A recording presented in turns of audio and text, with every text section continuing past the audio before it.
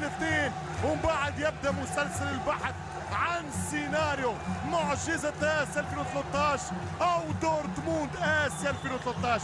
ضربة جزاء ما فيش كلام، ضربة جزاء ما فيش كلام. موسى يعرقل ويعيق القحطاني وياسر الكاسر يرجع ليكسر الجرة هذه المرة ويحصل ركلة جزاء غالية جدا للهلال. شلهوب في كرة 2-2. كلود أمين يوقفها الأخويا في ربع النهاية.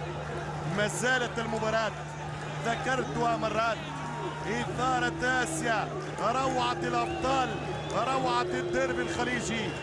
الأخويا 2 الهلال 1. وفي ضربة جزاء في الدقيقة تقريبا 77 للنادي السعودي.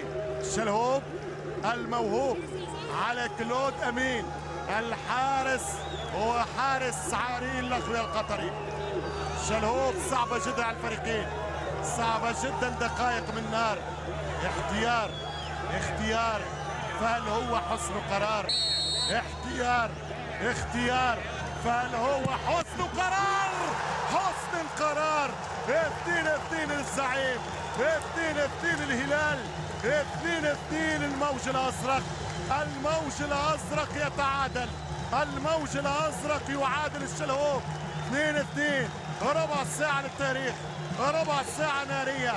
الهلال يرجع من بعيد، الهلال يرجع من بعيد. شلهوب وجول، شلهوب كلود أمين وكرة في الشباك. 2 الأخويا، 2 الهلال، 2-2. ومباراة الآن مثيرة، الآن مباراة يتحدد فيها المصير. شوف الكراتس، شوف